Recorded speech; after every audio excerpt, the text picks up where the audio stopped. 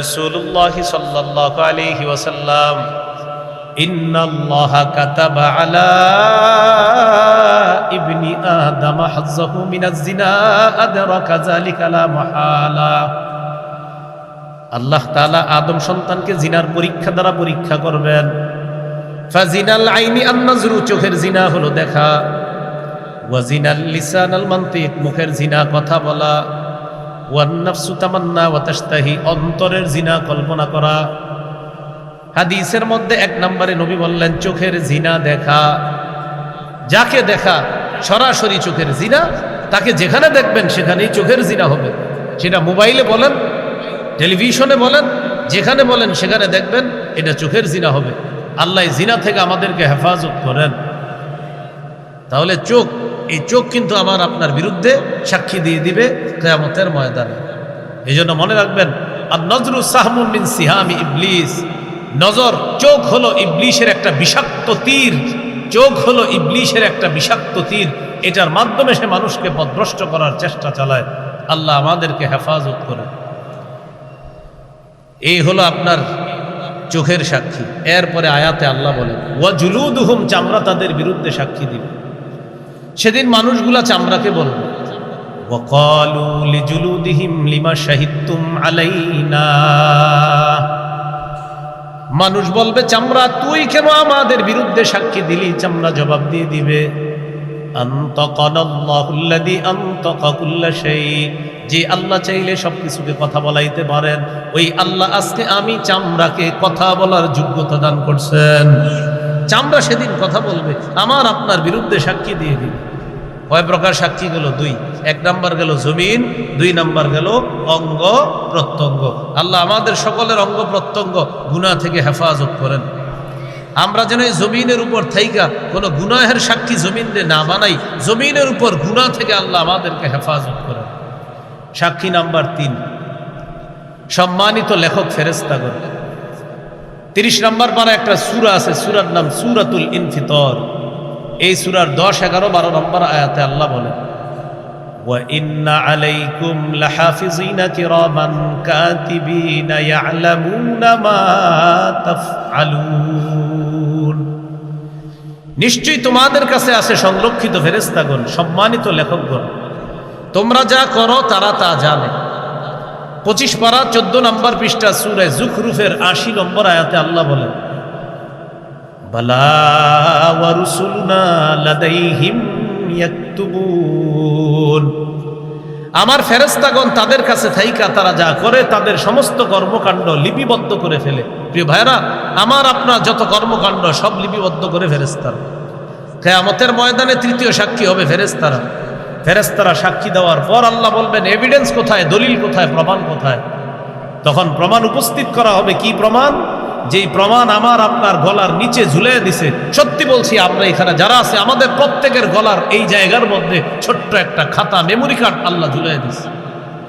15 পারার 2 নম্বর পৃষ্ঠাে আল্লাহ বলেন ওয়া কুল্লা ইনসানিন আলজামনাহু তাইরাহু ফি উনুকি, আমি প্রত্যেক মানুষের গলার মধ্যে একটা আমলনামা ঝুলিয়ে দিছি, প্রত্যেকের গলার মধ্যে অবধারিত করে দিয়েছি। আমার আপনার গলার মধ্যে এটা আছে, আমার আপনার প্রত্যেকের গলায় আছে।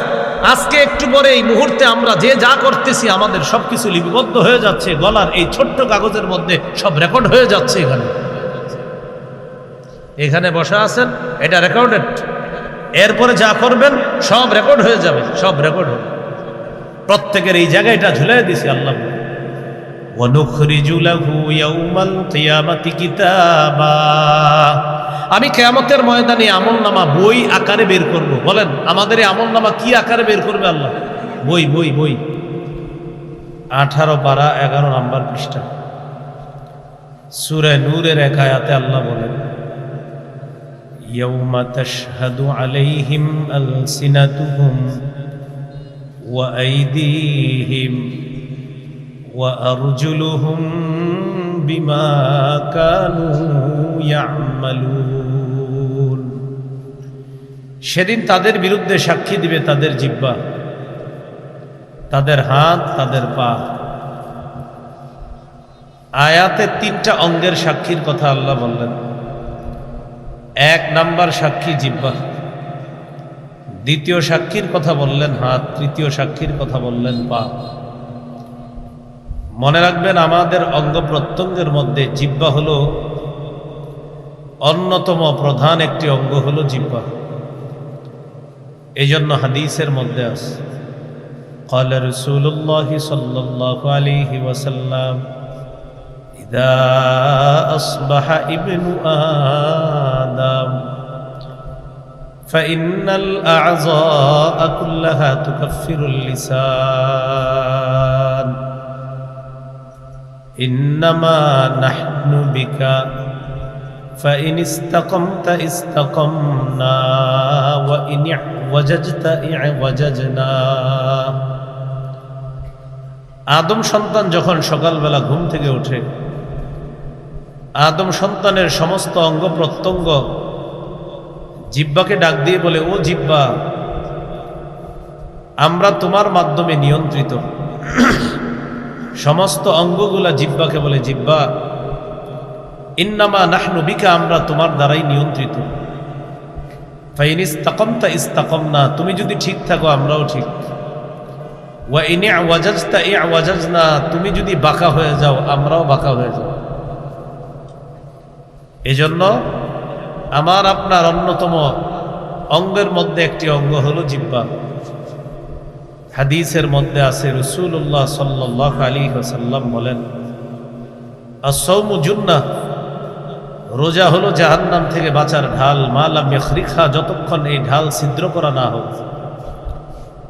সাহাবীরা জিজ্ঞাসা করলেন, হুজুর, রোজা নামক ঢাল ছিদ্র হয় কিভাবে? রাসূলুল্লাহ সাল্লাল্লাহু আলাইহি ওয়াসাল্লাম বললেন, দুটি অপরাধের মাধ্যমে রোজা নামক ঢাল ছিদ্র হয়। বলেন তো কয়টি অপরাধ? 1 নাম্বার বিল কাযিব, মিথ্যা। 2 নাম্বার হল গীবা, গীবত।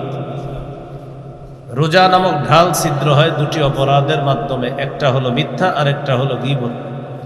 বলেন তো আপনারা, মিথ্যা এবং গীবত কোন অঙ্গের মাধ্যমে সংগঠিত হয়? জিহ্বা। এই জন্য জিহ্বাকে সব অঙ্গ ডেকে বলে, জিহ্বা, আমরা তোমার দ্বারা নিয়ন্ত্রিত, তুমি ঠিক থাকলে আমরা ঠিক, তুমি বাঁকা হলে আমরা বাঁকা। আল্লাহ আমাদের সকলকে জিহ্বা নিয়ন্ত্রণ করার তৌফিক দান করেন। রাসূলুল্লাহ সাল্লাল্লাহু আলাইহি ওয়াসাল্লাম বলেন, আল মুসলিমু মান সালিমাল মুসলিমুনা মিন লিসানিহি ওয়া ইয়াদিহি, প্রকৃত মুসলমান ওই ব্যক্তি যার হাত এবং জবানের কষ্ট দেওয়া থেকে অন্য মুসলমান নিরাপদ থেকে যায়, আমি নবী তাকে প্রকৃত খাঁটি মুসলমান বলে ঘোষণা করলাম।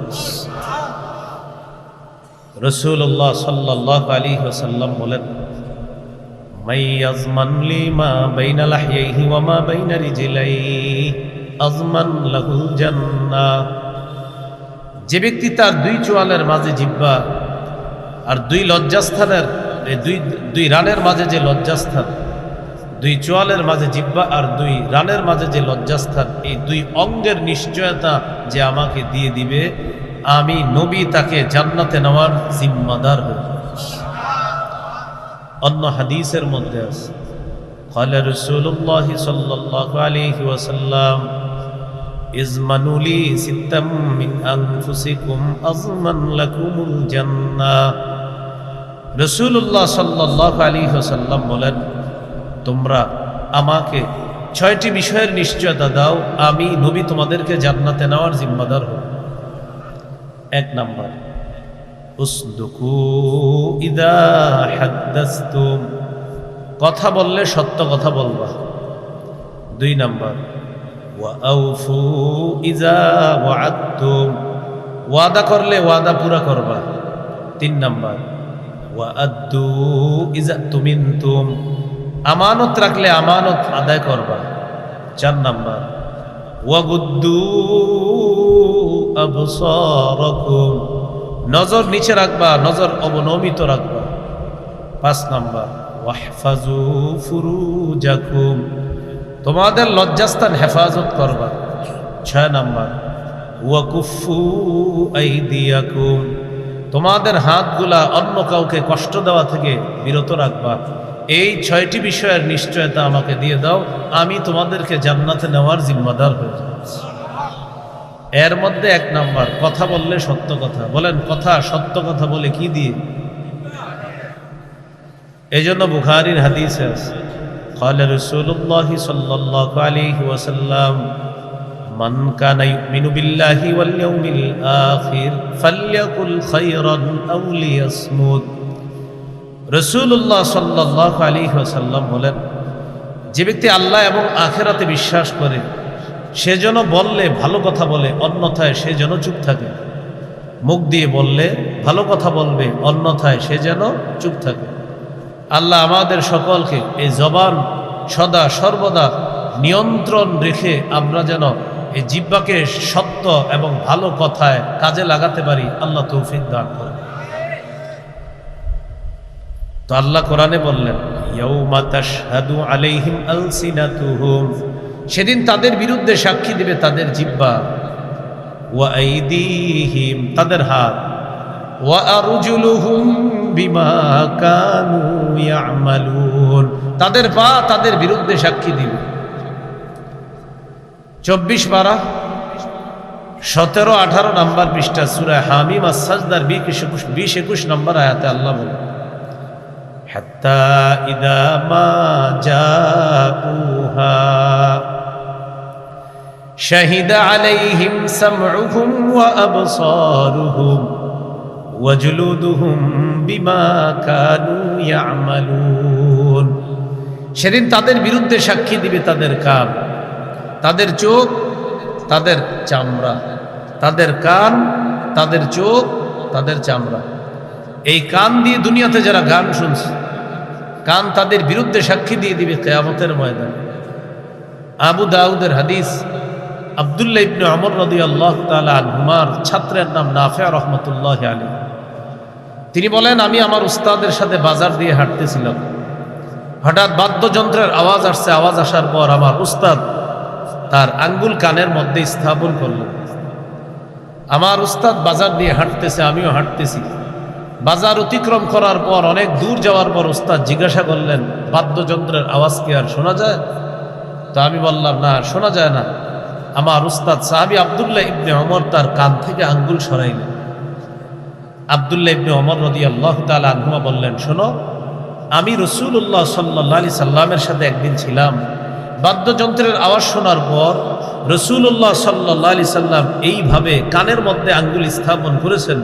তাই আমিও আল্লাহ রসুলের সেই সুন্নত জিন্দা করার জন্য বাদ্যযন্ত্রের আওয়াজ শোনার পর কানের মধ্যে আঙ্গুল স্থাপন করলাম।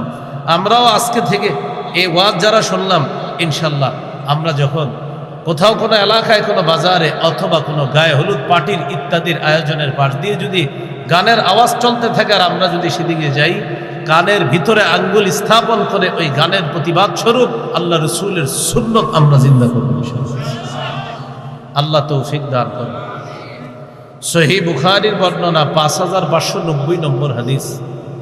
এই হাদিসের মধ্যে আছে, قال رسول الله صلى الله عليه وسلم لا يكونن من أمتي أقوام يستحلون الحر والحرير والخمر والمعازف। রাসূলুল্লাহ সাল্লাল্লাহু আলাইহি ওয়াসাল্লাম বলেন, আমার উম্মতের মধ্যে এমন একদল মানুষের আবির্ভাব ঘটবে যারা জিনাকে হালাল মনে করবে, যারা রেশমের কাপড় হালাল মনে করবে পুরুষের জন্য, যারা মদ হালাল মনে করবে, যারা বাদ্যযন্ত্রকে হালাল মনে করবে। বাদ্যযন্ত্রকে কি মনে করবে? হালাল মনে করবে। এই হাদিসে 4 শ্রেণীর বিষয় রাসূল সাল্লাল্লাহু আলাইহি সাল্লাম বলেছেন, এই 4টি বিষয়কে আমার উম্মতের কিছু মানুষ আছে তারা হালাল মনে করবে। এর মধ্যে একটা হলো তারা বাদ্যযন্ত্রকে হালাল মনে করবে।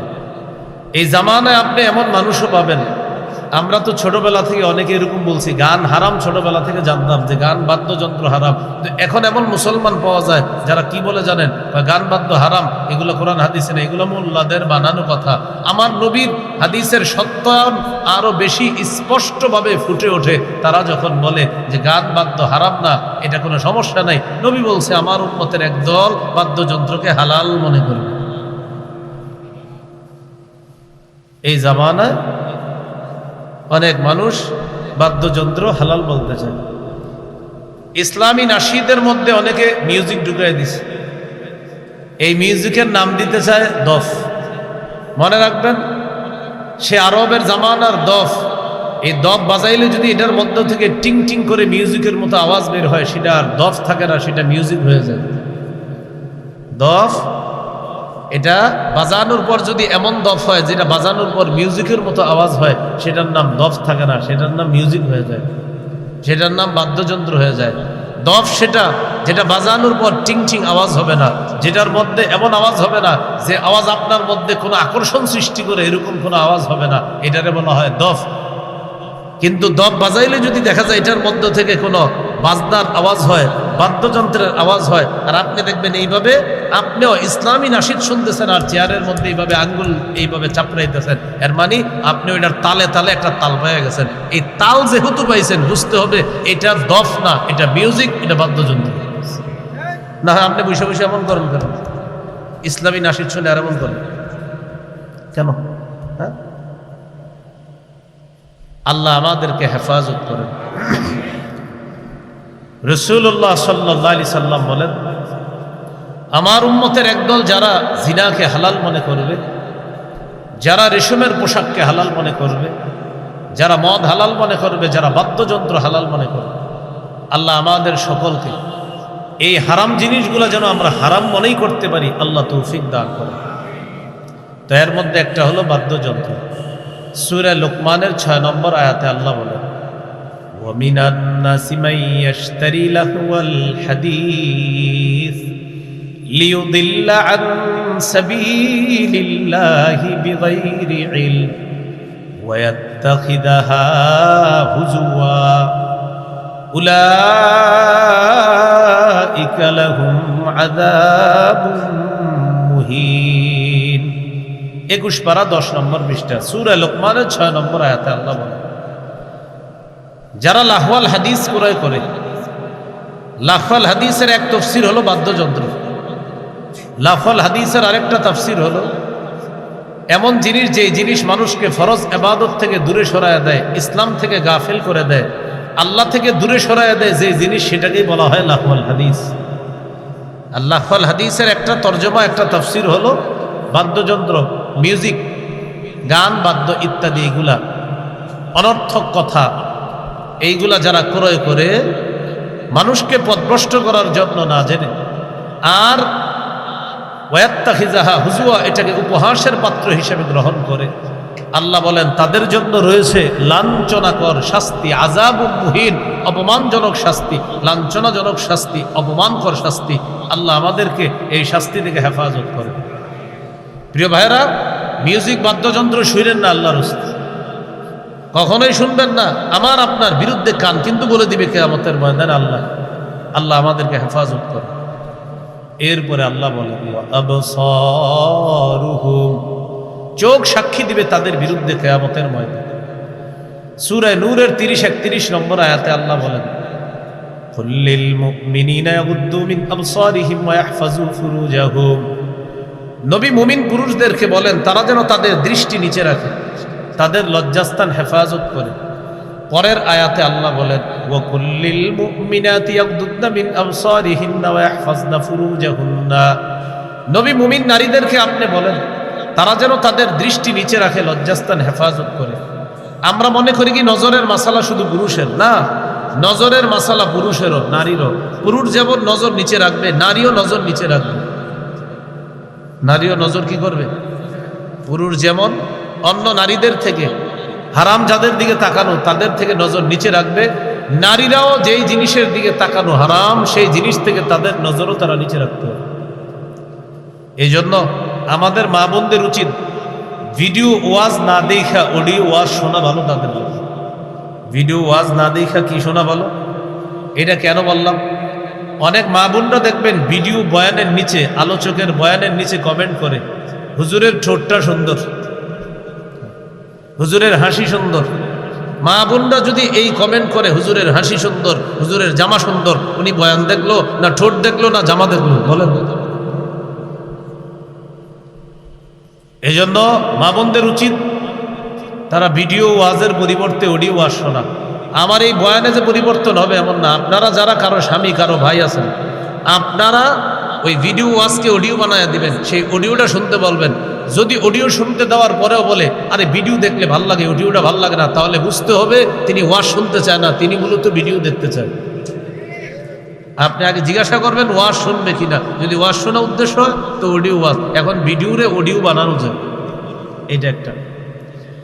আরেকটা হলো বিভিন্ন মাহফিলের মধ্যে এই যে দুইটা মাইক, মাইকের সাথে আরো অনেকগুলা মাইক থাকে। সেই মাইকগুলোর মধ্যে একটা মাইক থাকে আপনার, যে মাইকটা সামনে কিছু ক্যামেরার মাইক থাকে আর সামনে আরেকটা ক্যামেরা থাকে। এই ক্যামেরাটারে যে জন্য রাখা হয় সেটা হলো অন্য জায়গায় প্রজেক্টরের ব্যবস্থা করে। কিসের ব্যবস্থা? প্রজেক্টর। মানে আপনি এখানে বয়ান করবেন, এই ওয়াজটা আরেক জায়গায় প্রজেক্টরে মানুষ দেখতে থাকবে। তো বিভিন্ন জায়গায় কি করা হয়, আলোচকের সামনে প্রজেক্টরের ক্যামেরা থাকে আর সেই প্রজেক্টরে ওয়াজ দেখতে থাকে মহিলারা। মহিলা প্যান্ডেলে কি দেওয়া হয়? প্রজেক্টর, সেখানে দেখতে থাকে। বলেন তো মহিলারা আলোচকের ওয়াজটা কি ভিডিও দেখতেছে না সরাসরি লাইভ দেখতেছে? লাইভ দেখতেছে, ঠিক না? আল্লাহ রসুল সাল্লাল্লাহু আলাইহি সাল্লাম একদিন বসা, তার সামনে তার দুই বিবি বসা। নবীজির পাশে নবীর দুই বিবি বসা, নবীও বসা। নবীর কাছে নবীর এক অন্ধ সাহাবী আসছে। এই সাহাবীর নাম আব্দুল্লাহ ইবনে উম্মে মাকতুম রাদিয়াল্লাহু তাআলা। নবীজির দুইজন মুয়াজ্জিন সাহাবী, একজন সাহাবী হযরত বেলাল, আরেকজন সাহাবী হযরত আব্দুল্লাহ ইবনে উম্মে মাকতুম রাদিয়াল্লাহু তাআলা। মনে রাখবেন, আব্দুল্লাহ ইবনে উম্মে মাকতুম রাদিয়াল্লাহু তাআলা নবীর কাছে আসার পর নবীর সামনে আরো কে বসা বলেন তো? নবীর দুইজন স্ত্রী। নবী তার দুই বিবিকে বললেন ইহতাজিবা মিনহু, তোমরা দুইজন পর্দা করো। নবীর দুই বিবি বললেন হুজুর তিনি তো দেখে না।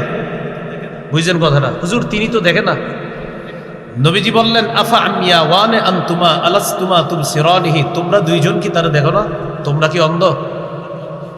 হাদিস আবার বুঝেন। নবীর কাছে নবীর দুই বিবি বসা, নবীর কাছে নবীর এক অন্ধ সাহাবী আসছে।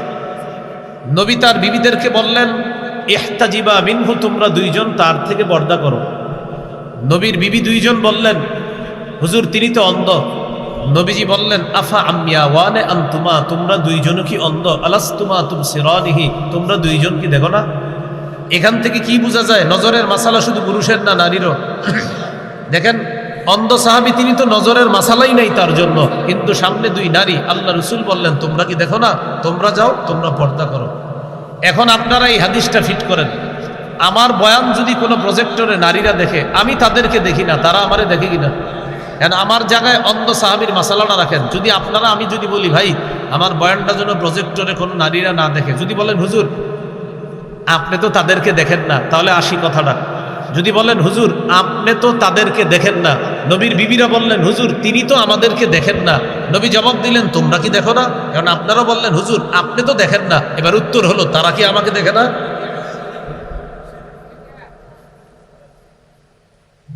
আল্লাহ আমাদেরকে বুঝার তৌফিক দান করেন। তো বুঝছেন তো সবাই? তো রাসূলুল্লাহ সাল্লাল্লাহু আলাইহি সাল্লাম বললেন তোমরা দুইজনকে অন্ধ নাকি? তোমরা তো অন্ধ না, তোমরা তো দেখো। এই জন্য প্রিয় ভাইয়েরা, প্রজেক্টরে মা বোনদেরকে বয়ান দেখানো দরকার নাই। মা বোনদের আলাদা প্যান্ডেল হবে, সেখানে এসে তারা বয়ান শুনবে। এখানে প্রজেক্টর দিয়ে দেওয়া দরকার নাই, বয়ান শুনবে, বাস বয়ান শুনে চলে যাবে, শেষ। আল্লাহ তাআলা আমাদেরকে কথাগুলো মনে রাখার তৌফিক দান করেন। তো 2 নম্বর এই আয়াতের মধ্যে বলতেছে সূরা হামিম আস-সাজদার 20 নম্বর 21 নম্বর আয়াত। এই 20 নম্বর আয়াতে 1 নম্বরে বললেন তাদের বিরুদ্ধে সাক্ষী দিবে তাদের কান, 2 নম্বরে বললেন তাদের চোখ। আমার সাথে সবাই একটু বলেন, বলেন চোখ দিয়ে সরাসরি যাকে দেখা হারাম, জোরে বলেন। পর্দায় দেখাও হারাম, নাটক সিনেমায় দেখাও হারাম, ভিডিও কলে দেখা হারাম। বলেন যেই খেলার মধ্যে নগ্ন উপস্থিতি আছে, সরাসরি নগ্নতা দেখুন যেমন হারাম, তেমনি ভাবে পর্দার মধ্যে নগ্নতা দেখা হারাম। যে খেলার মধ্যে নগ্ন উপস্থিতি আছে সেই খেলা দেখা হারাম। এই জন্য মনে রাখতে হবে বর্তমান জামানায় যে আন্তর্জাতিক যত খেলা আছে, এই আন্তর্জাতিক খেলাগুলোর মৌলিক 4টা ক্ষতি আছে। কয় ক্ষতি? সবাই আমার সাথে বলেন, বলেন। 1 নাম্বার সময়ের অপচয়, 2 অর্থের অপচয়, 3 লেখাপড়ার ক্ষতি, 4 চারিত্রিক অবক্ষয়। এই 4টা ক্ষতি আছে। 1 নাম্বার সময়ের অপচয়। তিরমিজির 2416 নম্বর হাদিস, এই হাদিসের মধ্যে আছে লা তাজুলু কদামা ইবনি আদম হাত্তা ইউসআলা আন 50। কিয়ামতের ময়দানে আদম সন্তানের 2 পা নড়বে না 5 প্রশ্ন করার আগ পর্যন্ত। এর মধ্যে প্রথম 2 প্রশ্ন হবে জীবন যৌবন কোন কাজে সম্পর্কে জিজ্ঞাসা করা হবে। জীবন যৌবনের এই সময় তুমি কোন কাজে কাটাইছো, এটা হবে প্রথম 2 প্রশ্ন। তাহলে সময়ের অপচয়। 2 নাম্বার অর্থের অপচয়। এমন বর্তমান জামানায় এমন কোন আন্তর্জাতিক খেলা নাই যে খেলার মধ্যে জুয়া নাই। কি নাই বলেন তো? জুয়া নাই। সূরা মাইদার 90 নম্বর আয়াতে আল্লাহ বলেন ইয়া আইয়ুহাল্লাযীনা আমানু ইন্নামাল খামরু ওয়াল মাইসিরু ওয়াল আনসাবু ওয়াল আজলাম রিজসুম মিন আমালিশ শাইতান। হে ঈমানদারগণ, নিশ্চয়ই মদ, নিশ্চয়ই জুয়া, নিশ্চয়ই দেবদেবী, নিশ্চয়ই ভাগ্য নির্ণয়ক স্বর, এগুলা হলো নাপাক, এগুলা শয়তানের কাজ। ফাজতানিবুহু, এইগুলা থেকে তোমরা বিরত থাকো। বলেন তো 4টা জিনিসকে আল্লাহ নাপাক বললেন, এর মধ্যে 2 নাম্বার জুয়া। জুয়াকে আল্লাহ বলছে নাপাক। বলেন জুয়া কি? আমাদের সমাজের কিছু জুয়ার চিত্র শোনেন। রাস্তা দিয়ে হাঁটতেছে যুবকরা, টেলিভিশনের সামনে দাঁড়ায় বলবে আজকে অমুকে জিতবে, জিতলে এত টাকা, না জিতলে এত টাকা। এটা চলন্ত জুয়া। আরেকটা জুয়া আছে, খেলা দেখবে, দেখার সময় বলার যদি খারাপ হয়, ব্যাটসম্যান যদি ভালো হয়, তাহলে বলবে এই ওভারে এত রান হবে, হলে এত, না হলে এত। এটা চলন্ত জুয়া। আরেকটা জুয়া আছে, ঘরে বৈশা মোবাইলে অ্যাপসের মাধ্যমে জুয়া খেলা। আপনি পৃথিবীর যে কোনো প্রান্তে থাকেন, মোবাইলে অ্যাপসে আপনি জুয়া খেলবেন যে আজকে অমুকে জিতবে। এটা হলো মোবাইলে অ্যাপসের জুয়া। মোবাইলে অ্যাপসের যে জুয়া খেলেন, এই অ্যাপসের অ্যাড দেয় কারা? যাদের গেঞ্জির পিছনে 7, 8, 9, 10, 11, 75 লেখা, এই জাতীয় সেলিব্রিটি যারা, তারা এই জুয়ার অ্যাপসের অ্যাড দেয়। আর ওই অ্যাপস আমার মুসলমান সন্তান ঘরে বৈশা ওই অমুসলিমদের দেওয়া জুয়ার অ্যাড মিলিত যে জুয়ার অ্যাপস আছে, সেই জুয়ার অ্যাপসের মধ্যে আসক্ত হয় আমাদের মুসলমান সন্তান। এটারে বলে অনলাইন জুয়া। কি জুয়া? অনলাইন জুয়া। অনলাইন জুয়া খেলা। এই কয়েকদিন আগে আপনার আমাদের বাংলাদেশের একজন ভাই প্রবাসী দেশে আসছে, 22 লক্ষ টাকা মাইর খেয়া আত্মহত্যা করে মারা গেছে। এই আপনার গত 7-8 দিন 8 দিনের ঘটনা। তাহলে জুয়া এটা নাপাক জিনিস। পৃথিবীর বর্তমানে যত বড় বড় আসর আছে, সব আসরে জুয়া আছে। বিপিএল বলেন, আইপিএল বলেন, পিএসএল বলেন, ফিফা বলেন, আইসিসি বলেন, যা বলবেন সবগুলাতে জুয়া আছে। আপনি সবগুলা নিয়ে গুগলে পড়াশোনা করেন, সবগুলোর মধ্যে আপনি জুয়া পাবেন। জুয়া ছাড়া কোনো বড় আসর জমে না। এখন আপনারা বলেন জুয়া পাক না না পাক? তো যেই কাজে জুয়া আছে সেই কাজ দেখা যাবে না। আওয়াজটা দিয়ে কমে গেল। হ্যাঁ, চোখ আমার আপনার বিরুদ্ধে সাক্ষী দিবে কিয়ামতের ময়দানে। সহিহ বুখারীর বর্ণনা 6612, 6697 নম্বর হাদিস। এই হাদিসের মধ্যে আছে قال رسول الله صلى الله عليه وسلم إن الله كتب على ابن آدم حظه من الزنا أدرك ذلك لا محالة। আল্লাহ তাআলা আদম সন্তানকে জিনার পরীক্ষা দ্বারা পরীক্ষা করবেন। ফাজিনাল আইনি আন-নাজরু, চোখের জিনা হলো দেখা। ওয়াজিনাল লিসান আল মানতিক, মুখের জিনা কথা বলা। ওয়ান নাফসু তামান্না ওয়া তাশতাহি, অন্তরের জিনা কল্পনা করা। হাদিসের মধ্যে 1 নম্বরে নবী বললেন চোখের জিনা দেখা। যাকে দেখা সরাসরি চোখের জিনা, তাকে যেখানে দেখবেন সেখানেই চোখের জিনা হবে। সেটা মোবাইলে বলেন, টেলিভিশনে বলেন, যেখানে বলেন সেখানে দেখবেন, এটা চোখের জিনা হবে। আল্লাহ জিনা থেকে আমাদেরকে হেফাজত করেন। তাহলে চোখ, এই চোখ কিন্তু আমার আপনার বিরুদ্ধে সাক্ষী দিয়ে দিবে কিয়ামতের ময়দানে। এই জন্য মনে রাখবেন, আর নজরু সাহমুন মিন সিহামি ইবলিস। নজর, চোখ হলো ইবলিশের একটা বিষাক্ত তীর। চোখ হলো ইবলিশের একটা বিষাক্ত তীর। এটার মাধ্যমে সে মানুষকে পথভ্রষ্ট করার চেষ্টা চালায়। আল্লাহ আমাদেরকে হেফাজত করে। এই হলো আপনার চোখের সাক্ষী। এরপরে আয়াতে আল্লাহ বলেন ওয়া জুলুদুহুম, চামড়া তাদের বিরুদ্ধে সাক্ষী দিবে। সেদিন মানুষগুলা চামড়াকে বলবে ওয়াকালু লিজুলুদিহিম লিমা শাহিদতুম আলাইনা, মানুষ বলবে চামড়া তুই কেন আমাদের বিরুদ্ধে সাক্ষী দিলি? চামড়া জবাব দিয়ে দিবে আনতাকানাল্লাহুল্লাযী আনতাকা কুল্লা শাই, যে আল্লাহ চাইলে সবকিছুকে কথা বলাইতে পারেন, ওই আল্লাহ আজকে আমি চামড়াকে কথা বলার যোগ্যতা দান করছেন। চামড়া সেদিন কথা বলবে, আমার আপনার বিরুদ্ধে সাক্ষী দিয়ে দিবে। কয় প্রকার সাক্ষী গেল? দুই। এক নাম্বার গেল জমিন, দুই নাম্বার গেল অঙ্গ প্রত্যঙ্গ। আল্লাহ আমাদের সকলের অঙ্গ প্রত্যঙ্গ গুনাহ থেকে হেফাজত করেন। আমরা যেন এই জমিনের উপর থাইকা কোনো গুনাহের সাক্ষী জমিনে না বানাই, জমিনের উপর গুনাহ থেকে আল্লাহ আমাদেরকে হেফাজত করেন। সাক্ষী নাম্বার 3, সম্মানিত লেখক ফেরেশতাগণ।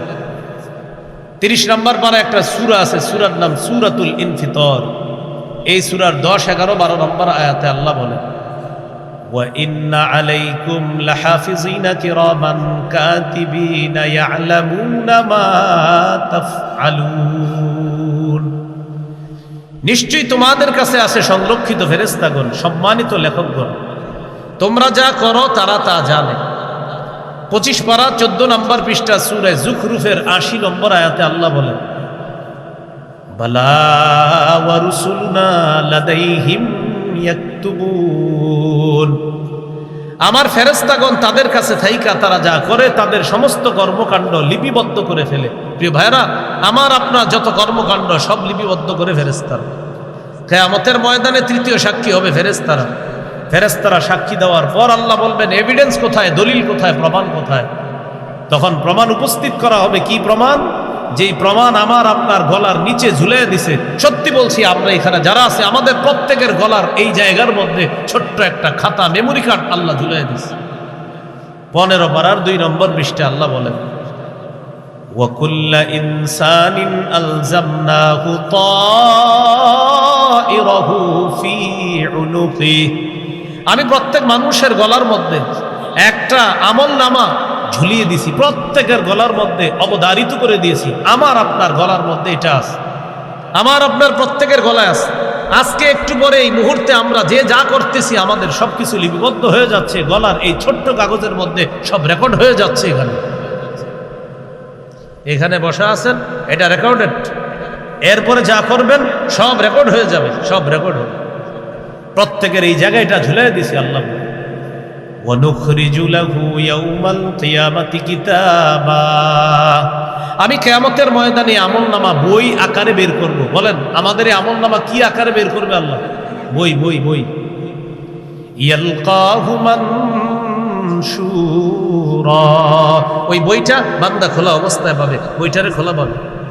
এবার আল্লাহ বান্দাকে বলবে ইকরা কিতাবাক, বান্দা তুমি তোমার বইটা পড়ো, আমলনামা পড়ো। কাফা বিনাফসিকাল ইয়াউমা আলাইকা হাসিবা, হিসাবের জন্য আজকে তুমি যথেষ্ট। 15 পারা 18 নম্বর পৃষ্ঠা সূরা কাহফে আল্লাহ বলেন ওয়া তারাল মুজরিমিনা মুশফিকিনা মিম্মা ফিহি, নবী আপনি অপরাধীদেরকে দেখবেন তারা তাদের আমলনামার দিকে বড় বড় চোখ করে তাকায় আছে, আর তারা বলতে থাকবে মালি হাজাল কিতাব, আফসোস করে বলবে হায় হায় এটা কেমন আমলনামা। লা ইউগাদিরু সগীরাতাও ওয়ালা কাবীরাতান ইল্লা আহসাহা, এই আমলনামার মধ্যে বড় ছোট কিছুই ছাড়ে নাই, সব দেখি এখানে লিপিবদ্ধ। প্রিয় ভাইরা, সবাই একটু কথাটা মাথায় নেন। বলেন তো আমাদের গলায় কি আছে? আমলনামা। বলেন কি আছে? আরো জোরে বলেন, আরো জোরে বলেন। এখানে আছে। যা করবেন, যা করছেন সকাল থেকে এ পর্যন্ত যা করেছেন রেকর্ডেড, সব হয়ে গেছে। যা করবেন সব এখানে লেখা হয়ে যাবে। এটা আল্লাহ বই আকারে বের করবে কিয়ামতের মাঠে। তাহলে 3 নাম্বার সাক্ষী ফেরেশতা, আর ফেরেশতাদের দলিল এভিডেন্স হবে কি? এই আমলনামা। এটা বই আকারে সেদিন আল্লাহ বের করে বলবে ঘটনা কি, তুমি কি কি করছো দেখো, আমি কিন্তু তোমার উপরে জুলুম করি নাই বান্দা, তুমি অপরাধ করছো তাই তোমার ঠিকানা জাহান্নাম। এই হলো 3 নাম্বার সাক্ষী। 4 নাম্বার প্রধান সাক্ষী, যেই সাক্ষীর অন্য কোনো সাক্ষী দরকার ছিল না, তিনি হলেন আল্লাহ। আল্লাহ তাআলা বলেন ওয়াকাফা বিল্লাহি শাহীদা শাহিদা, সাক্ষী হিসাবে আল্লাহই যথেষ্ট। মনে আছে না আমি প্রথমে জবাব দিছি আল্লাহ সাক্ষী হিসাবে যথেষ্ট, তাহলে আল্লাহ বাকি 3 সাক্ষী কেন নিলেন? আল্লাহ প্রমাণ করাবেন আমি যে তোমাদের উপর কোনো জুলুম করি নাই, এটা প্রমাণ করানোর জন্য বাকি 3 সাক্ষী আল্লাহ নেবেন। আল্লাহ যেন কিয়ামতের ময়দানে আমাদেরকে প্রথম চান্সেই মাফ করে দিয়ে প্রথম দলের সাথে জান্নাতি বানায়া দেন।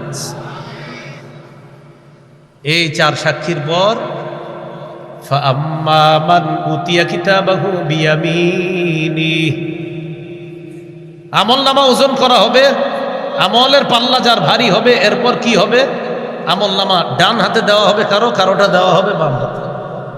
ডান হাতে যার আমলনামা দেওয়া হবে ফায়াকুলু হাউম ইকরাউ কিতাবিয়া, এই ব্যক্তি অন্যদের কাছে গিয়ে বলবে আমার আমলনামাটা পড়ে একটু দেখো আমি পাস করছি, আমার আমলনামাটা একটু পড়ো, ইকরাউ কিতাবিয়া ইন্নী যানানতু আন্নী মুলাকিন হিসাবিয়া, আমি জানতাম আজকে আমি হিসাবের মুখোমুখি হব, এটা আমি জানতাম।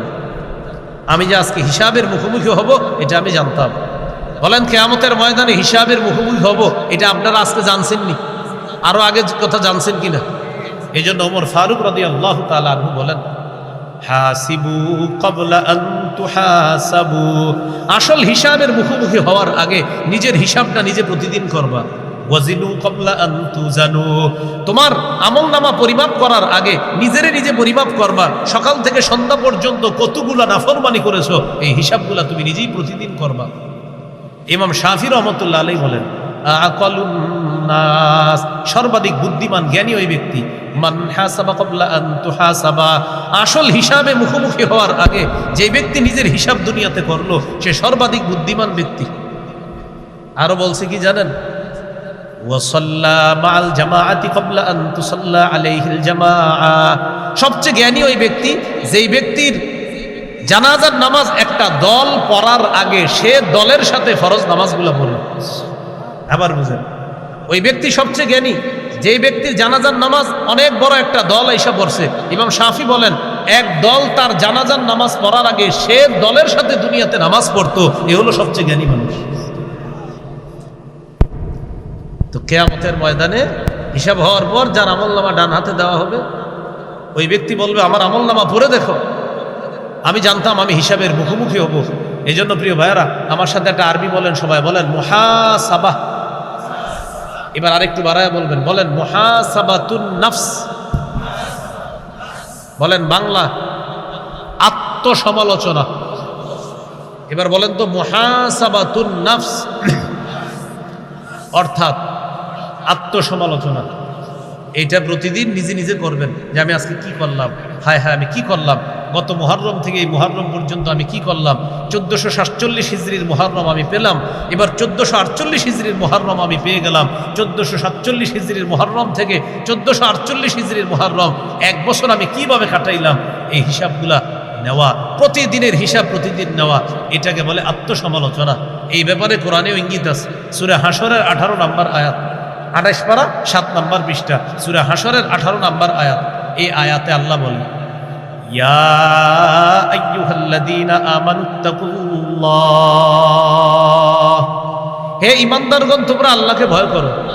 ওয়াল তানজুর নাফসুম মা কদ্দামাত লিগাদ, প্রতিটা মানুষ যেন চিন্তা করে সে আগামীকালের জন্য কি সঞ্চয় করেছে, কি প্রেরণ করেছে, আগামীকালের জন্য কি প্রেরণ করেছে এটা যেন চিন্তা করে। বলেন তো কোন কালের জন্য? আবার বলেন আগামীকাল কবে? বলেন কালকে। বলেন আগামীকাল কবে? এই আগামীকাল তার উদ্দেশ্য আখিরাত। আখিরাতের উদ্দেশ্য কি? আয়াতের তাফসীর হলো আল্লাহর কাছে আখিরাতের তুলনায় দুনিয়াটা কেমন যেন একদিনের সমান। এই দুনিয়া একদিনের সমান আখিরাতের তুলনায়, এর মানে এই দুনিয়াটা হলো একদিন আখিরাতের তুলনায় একদিনের পর, মানে আজকের পর কি আগামীকাল। এই জন্য আল্লাহ বললেন গদ লিগদ, প্রত্যেকটা মানুষ যেন আগামীকালের জন্য চিন্তা করে সে কি প্রেরণ করলো, কবরের জন্য আখিরাতের জন্য। এরপরে আল্লাহ কি বলেন? ওয়াত্তাকুল্লাহ, আল্লাহকে ভয় করো। ইন্নাল্লাহা খাবীরুম বিমা তা'মালুন, নিশ্চয় আল্লাহ তোমাদের কর্মকাণ্ড সম্পর্কে সম্যক অবগত। খবীর বলছে, খবীরের ব্যাখ্যা হলো আল্লাযী ইয়ালামুস সিররা ওয়াল আলান, যিনি গোপন প্রকাশ্য সব কথা জানে তাকে বলে খবীর। এই যে আমি এখন আপনাদের সামনে কথা বলতেছি, এটা আল্লাহ জানেন, শুনেন ভাই আপনারা কেমন আছেন সবাই, এটাও আল্লাহ শুনছে, আল্লাহ জানেন। দেখেন এবার বলতেছি, আমি জোরে বলি নাই, আমি বলছি ভাই কেমন আছেন, এটা এইভাবে বলছি। আল্লাহ বলেন এটাও জানি, এটাও শুনি। আমি ঠোঁট বন্ধ রাখলাম, ঠোঁটের ভিতরে মুখে আওয়াজ করলাম, মুখের ভিতরে মানে ঠোঁট বন্ধ করে মুখে কিছু একটা বললাম। আল্লাহ বলেন এই এটাও জানি, এটাও শুনি। মুখ বন্ধ, ঠোঁট বন্ধ, শুধু মনে মনে কল্পনা করলাম। আল্লাহ বলেন এটাও জানি। খবীর, খবীর, যা করো সব জানে, খবীর। এরপরে আল্লাহ বলেন ওয়ালা তাকুনু কাল্লাযীনা নাসুল্লাহ, তোমরা তাদের মতো হও না যারা আল্লাহরে ভুলে গেছে, তোমরা তাদের মতো হও না যারা আল্লাহকে ভুলে গেছে। ফানসাহুম, ফলে তাদেরকে আল্লাহ আত্মভোলা বানিয়ে দিয়েছে। আত্মভোলা বানি আল্লাহকে ভুলে যাইতে যাইতে যাইতে যাইতে কিছু মানুষের এমন অবস্থা হয়, আল্লাহ বলতে যে তার একজন রব আছে এই কথাটা সে একসময় ভুলে যায়। তো আল্লাহ বলেন তোমরা তাদের মতো হও না যারা আল্লাহকে ভুলে গেছে। এই আয়াতের ব্যাখ্যায় আল্লামা ইবনুল কাইয়িম রাহমাতুল্লাহি আলাইহি বলেন এই আয়াত দ্বারা ইঙ্গিত হলো মুহাসাবাতুন নাফস, আত্মসমালোচনা করা। প্রত্যেক মানুষ চিন্তা করা যে আমি আগামীকালের জন্য কি প্রেরণ করলাম। আগামীকাল মানি আখিরাতের জন্য, আগামীকাল মানি কবরের জগতের জন্য আমি কি প্রেরণ করলাম, এই চিন্তা করা প্রতিটা মানুষের জন্য। মনে আসেনি কোথায় ছিলাম, ডানাতে আমলনামা যার দিবে সে বলবে আমি জানতাম আমি হিসাবের মুখোমুখি হবে। বলেন তো সবাই কি বলবে, আমি জানতাম আমি হিসাবের মুখোমুখি হব। এখন বলেন আমরা সবাই জানিনি আমরা যে হিসাবের মুখোমুখি হব। অতএব হিসাবটা নিজেই নিতে হবে আজকে থেকে। এরপরে আল্লাহ বলেন ফাহুয়া ফি ঈশাতির রাদিয়া, সে জান্নাতের মধ্যে থাকবে, সন্তুষ্টজনক আরামদায়ক জীবন যাপনের মধ্যে সে কাটাতে থাকবে, সন্তোষজনক জীবনের মধ্যে সে কাটাতে থাকবে। ফাহুয়া ফি ঈশাতির রাদিয়া, আরাম আয়েশের মধ্যে সে কাটাতে থাকবে। ফি জান্নাতিন আলিয়া, উঁচু জান্নাত। কুতুফুহা দানিয়া, যে জান্নাতের গাছের ফলের ডালাগুলা ছড়িগুলা তার মুখের কাছে এসে উপস্থিত হবে। আল্লাহ কি বলবে, কুলু ওয়াশরাবু হানিআম বিমা আসলাফতুম ফিল আইয়ামিল খালিয়া। অনুবাদটা সবাই একসাথে করি, চলেন বলেন খাও পান করো যেভাবে মন চায়, যতটুকু মন চায়, যতক্ষণ মন চায়, যত বেশি মন চায় খাইতে থাকো। এইটা আল্লাহ বলবে জান্নাতীরা। হ্যাঁ, খাও পান করো যতটুকু মন চায়, যতক্ষণ মন চায়, যত বেশি মন চায়। রাগাদান ওয়াসিআ, যত বেশি মন চায় তুমি খাইতে থাকো। কেন? বিমা আসলাফতুম ফিল আইয়ামিল খালিয়া, দুনিয়াতে ফেলে আসা যে জীবন, ওই জীবন যাপন তুমি যেভাবে করেছ, তোমার অতীতে ফেলে আসা জীবনের বিনিময়ে আমি আল্লাহ এই নিয়ামত তোমাকে দান করলাম। এরপরে যার আমলনামা বাম হাতে দেওয়া হবে ওই ব্যক্তির ব্যাপারে আল্লাহ বলবেন খুজু, তারে ধরো, ফাগুল্লু, তাকে বেরি পড়াও, বেরি পড়াও, সুম্মাল জাহিমা সল্লু, তাকে জাহান্নামের কিনারায় নিয়ে ধাক্কা মাইরা জাহান্নামে ফেলে দাও। সুম্মা ফি সিলসিলাতিন যারউহা ৭০ যিরাআন ফাসলুকু, এরপর তার শরীরটা ৭০ গজ শিকল দিয়া বাঁধো। এই তাফসীরের মধ্যে আসছে কারো কারো শিকলটা নাকের ছিদ্র দিয়ে ঢুকায়া পিছনের রাস্তা দিয়ে বের করে এইভাবে শিকল দিয়ে পেঁচায় আগুনের মধ্যে নিক্ষেপ। আল্লাহ আমাদেরকে হেফাজত করেন, আল্লাহ আমাদেরকে হেফাজত করেন। তাহলে বলেন তো কয় সাক্ষী কিয়ামতের মাঠে? 4। এর মধ্যে প্রধান সাক্ষীকে এই সাক্ষ্য ব্যবস্থা ইত্যাদি হওয়ার পর 2 শ্রেণী, এক শ্রেণীর আমলনামা ডান হাতে, আরেক শ্রেণীর কোন হাতে? বাম হাতের মধ্যে আমলনামা। ঠিক তো কথাগুলা? আচ্ছা, তাহলে ওই জীবনে আমরা যেন স্বাচ্ছন্দ্যময় জীবন কাটাতে পারি, সেই জীবনটা সুন্দর করার জন্য দুনিয়ার জীবনে আমরা আছি। এই দুনিয়ার জীবনটা আমরা কাজে লাগাতে হবে যদি আখিরাতের জীবনটা আমরা সুন্দর চাই। দুনিয়ার জীবন আমরা কিভাবে কাজে লাগাবো? 24টা ঘন্টা, যেহেতু আমি মুসলমান হিসাবে 24টা ঘন্টায় আমার ইসলামী অনুশাসনের মধ্যে থেকে ইসলামের সৌন্দর্যে আমার জীবনটা সুন্দর করতে হবে। করবেন তো ইনশাল্লাহ? আচ্ছা,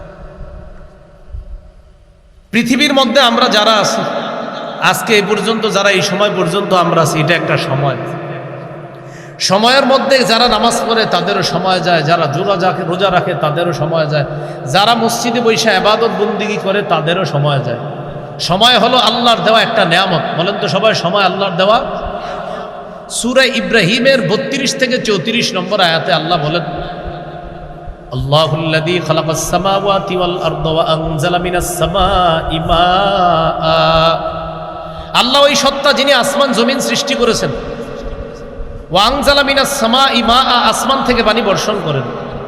ফাআখরাজা বিহি মিনাত তামারাতি রিজকাল লাকুম, আসমান থেকে পানি বর্ষণ করে এই পানির মাধ্যমে তোমাদের জীবিকার যত্ন আল্লাহ পাক রব্বুল আলামিন ওই পানি দিয়ে ফলমূলের ব্যবস্থা করে দেন। ওয়াসাখখারা লাকুমুল ফুলকা লিতাজরিয়া ফিল বাহরি বিআমরি, নৌযানকে তোমাদের অধীন করে দিয়েছেন। নৌযান, লঞ্চ, স্টিমার, ট্রলার তোমাদের অধীন করে দিয়েছেন যেন আল্লাহর হুকুমে এগুলা সমুদ্রে চলতে পারে। ওয়াসাখখারা লাকুমুল আনহার, নদীগুলা তোমাদের অধীন করে দিয়েছেন। নদীর মধ্যে জেলেরা মাছ ধরে, সেই মাছ আইনা বাজারে বিক্রি করার সময় বলে ভাই এগুলো নদীর মাছ।